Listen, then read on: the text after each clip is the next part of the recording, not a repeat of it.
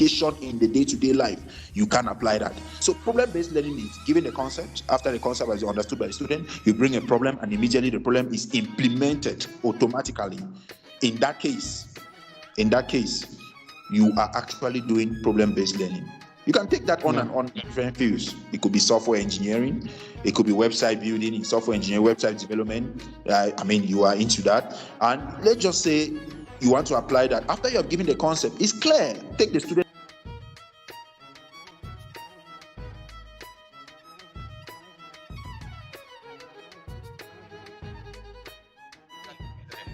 How can a student be able to apply this approach? Now, your teacher is not going to use this approach to teach you. How can you, when studying, be able to apply this academic excellence approach which you are talking about, where you get the concept and then you apply it? How can a student be able to do this so that he or she becomes academically excellent, or become excellent in that field where they are in?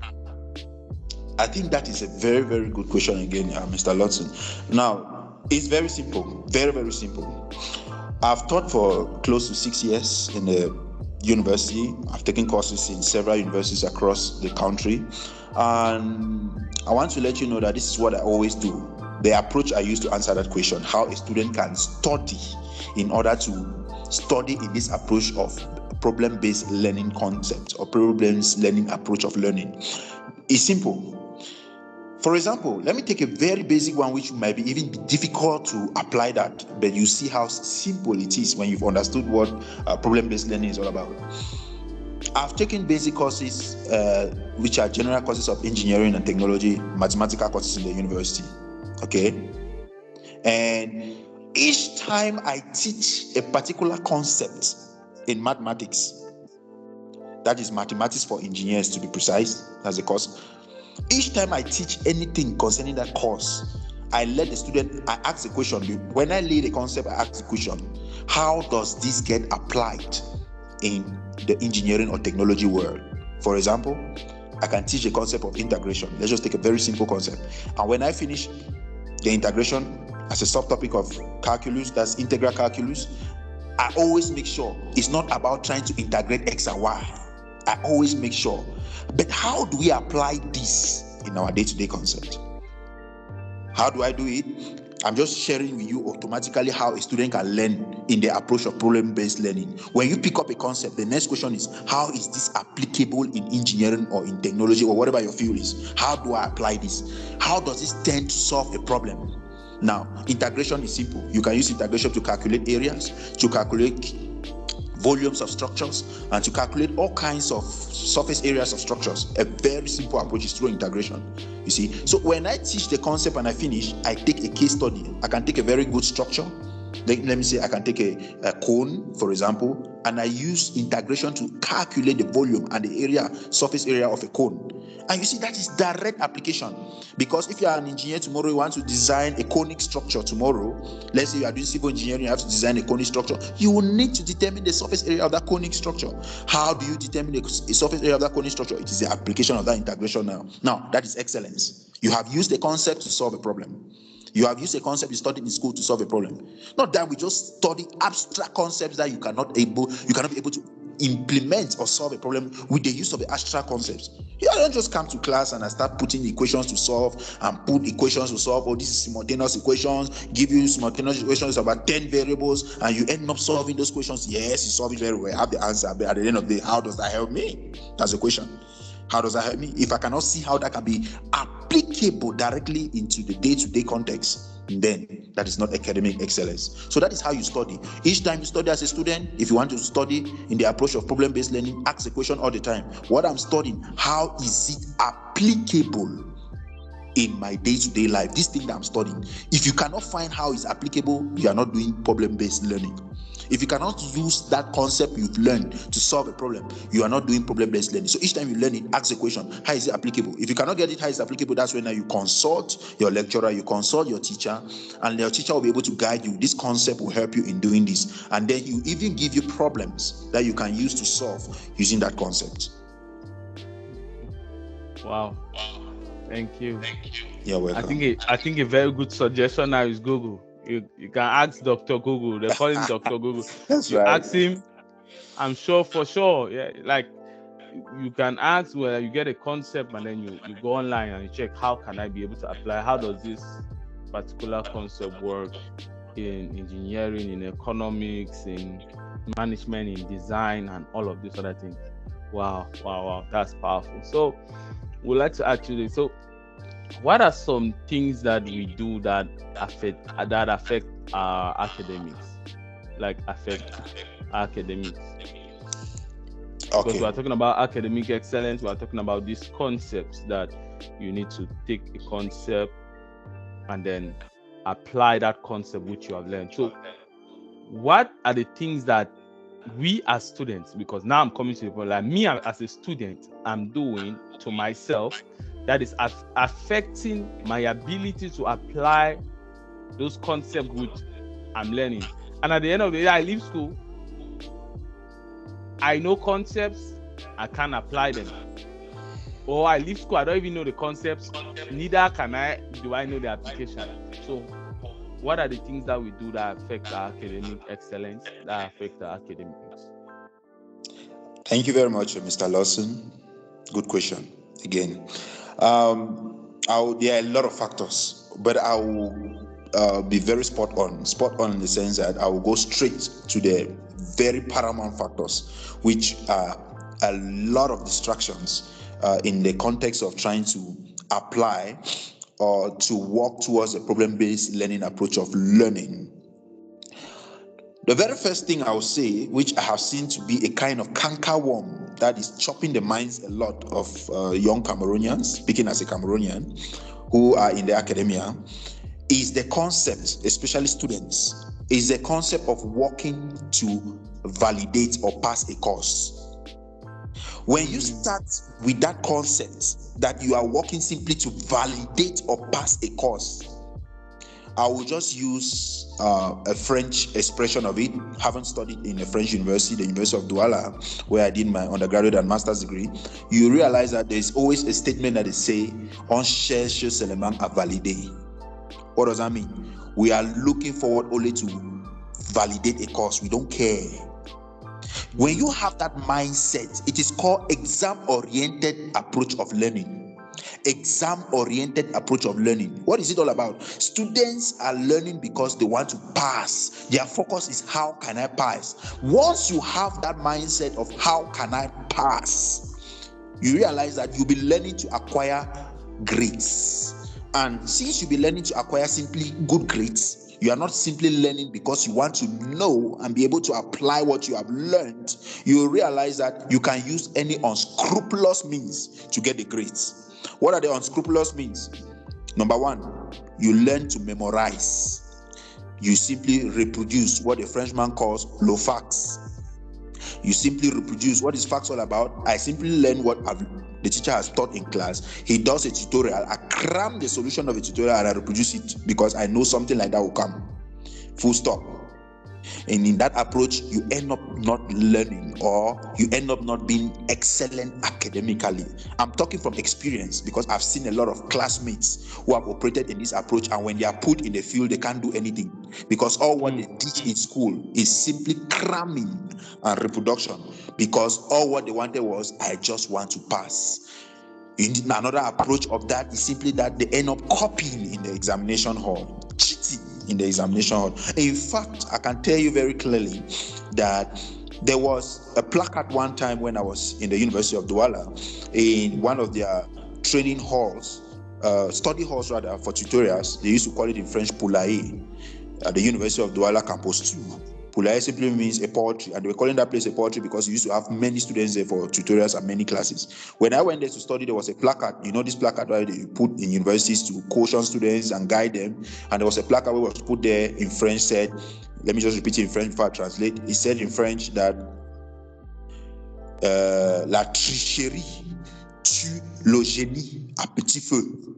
La tricherie tue le génie à petit feu. What does that mean in English? It simply means that cheating or exam malpractices is destroying your ability, your ingenuity gradually. I repeat, exam malpractices or cheating in an exam is destroying your ingenuity, your natural God-given ingenuity, gradually. And do you know what the student went and wrote under after that placard was written?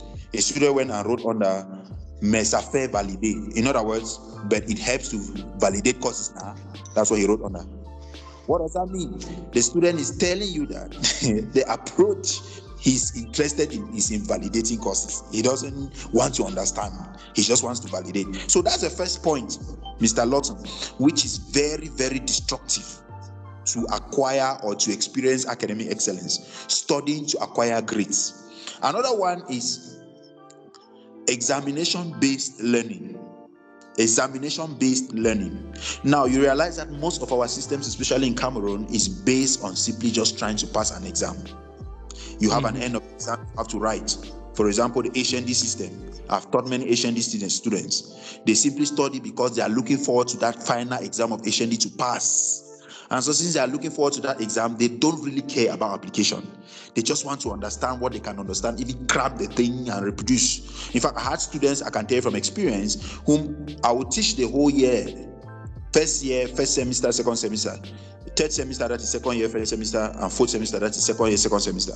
And realize that they're supposed to write the exam. They don't come for classes and they come at that last period that they just want to come and cram to go and write their exam and pass. It's a terrible approach of learning which will never give you academic excellence. Never. These are the two factors which are very much paramount, I must say, that are really destroying the approach of learning to be excellent. That means the problem-based learning, where you don't seek to look for a problem to solve. No, you simply want to pass an exam. And once you have that mindset, believe me, you can never be excellent. I don't care. There is even a phrase that my classmates in the University of Douala will usually use, and they will say, some of them, that on cherche seulement à valider, on comprendra seulement au terrain. What does that mean? We are looking forward to validate our courses only. We shall understand only when we are in the field. How do you understand in the field? When you are in the field, you are expected to implement and apply what you have studied, and you want to understand how. You see, that approach automatically can never make you to experience problem-based learning. You see, because your mind is already corrupt, thinking that you just want to study to pass. The next thing which I want to say, Mr. Lawson, is that this other point, this third point, which destroys the approach of problem-based learning. Students can never attain that level of learning to solve a problem, is simply because most of our students lack appropriate, I want to repeat, orientation. They lack appropriate orientation. Believe me or not, if you like it or not, you realize that 3/4 of our parents in the setting of Cameroon, from where we grew up, you and I, 3/4 of them have a mindset that I want my child to go to school simply just to pass, get the certificate, certificate-oriented learning, that's how I call it, certificate-oriented learning. Get the certificate, get a job. If I can even pay my way through, like the common ENS and SET, where you get a matricule, just get the certificate and get it. You see, they implant that in the minds of children, and these our children grow up. You and I grew up in this kind of setting that is all about going to school, get a certificate, and then get something that will give you a job, full stop. Now, I will say it without even blinking.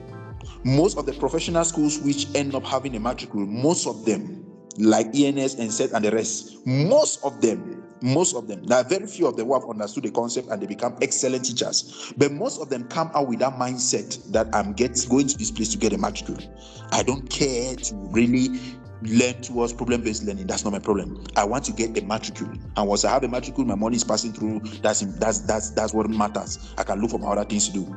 You see, and so that makes it automatically, it destroys the mindset to be productive towards problem-based learning. So these are the three concepts which I think is really destroying the mindset. We lack orientation. So that's why a platform like this, which you are trying to actually educate the world on being excellent academically, I think it is a very good approach. Remember, I wrote to you, I told you that this is going to be interesting, because a lot of people are going to be delivered, in quotes. Delivered simply means that mindset will be taken off You are not studying because you want to acquire grades. Neither are you studying because you want to pass your exam. Neither are you studying because you simply want to acquire a certificate. And also, are you studying because you want to get a job? If you don't take these things out of your mind, you will never study to solve a problem. You will never, because you are simply studying for these 4 factors. You see, there is one man of God who used a statement I like, that we have so many people who are certificated but uneducated. Certificated but uneducated. If you go to the market, you will find that Cameroon is a very good example. We have a lot of them who are certificated but uneducated. The certificate is there, but they cannot speak the language of the certificate. So I think those are the 4 factors I may bring up to say is destroying this problem-based learning approach to become a success, a reality in the academia, especially in the setting of Cameroon. Thank you. Wow. Please, if you are following up, please make sure you comment below and like, and then you share. A lot of people need to follow up with what we're talking about. And then that's why even like soon I'm going to also be interviewing a graphic designer who is doing good in Cameroon. And most of his work is, there's no school doing graphics design in Cameroon. He's excellent he applies. I mean, that guy taught me graphic design. I was seeing it in front. I was like, what? This is color theory. You're imagining, like, where did you learn this from? And he said he had to read books, and he's going to be, in fact, I don't need to let the cat out of the bag. That section is just going to show the people the impact of being academically excellent, studying, getting the concepts, and then applying it. And that's amazing. I want to, the truth is, me myself, I'm becoming transformed, because my mindset about academics too at a certain point is I wanted to do things, but at a certain point in time you get into class and then some lecturers are teaching you some things, you are like, master, I just validate this course now, move ahead, this course is very useless for me. I don't see where I'll be able to use this integration this much. But the truth is now what you're talking about makes me, in fact, it's making me to conclude that everything which is being taught in school is as important as everything. Everything is very important. You just need to take that concept and then ask yourself, how can I be able to apply this in my field? How can this be applied in my everyday life? Because everything is important. Even if you're doing, somebody told me I'm doing geology and they are bringing me things for physics. I don't understand, but everything is important. And in fact, we wish to have you here to continue to talk more about this, because time will fail us to talk about this. That's right. Yeah. That's right. So we are hoping to have you for many more sections, especially to open our eyes on academic excellence, and maybe with other people too who are talking, who are advocating for academic excellence. We are hoping we have more people to talk about this particular topic. So what is your advice to the youth before as we are about to end this section? What is your advice? What is the advice you want to give to the youths of Cameroon, the youths of Africa, the youths all over the world? So what is your advice to those? Because there are some people who are still in this problem-based approach, yet they still want to just validate courses. So what is your advice to youths all over the world? All right. Before I give an advice, Mr. Lodson, you said something which really pricked me, and I must say that I must have to say something before I give an advice. You just quoted somebody you're going to actually talk to soon, the graphic designer.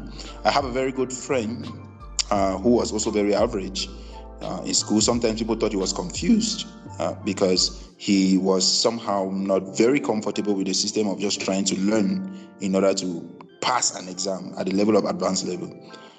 That guy came to the university and he wrote, which I will withhold his name for now because of privacy reasons, and He took a lot of competitive entrance exams into professional training programs. He took it into nursing. He took it into medicine and all that. He passed some and later dropped out. He was not very interested. You see, the approach was not very interesting to him, in the sense that he was somebody that from the very onset, this guy has been driven so much about trying to solve a problem in the society. And from what he has been learning from school, it's all about concepts solving. He's not seeing how that is applicable. And I can tell you that my friend, a very good friend of mine, started training himself.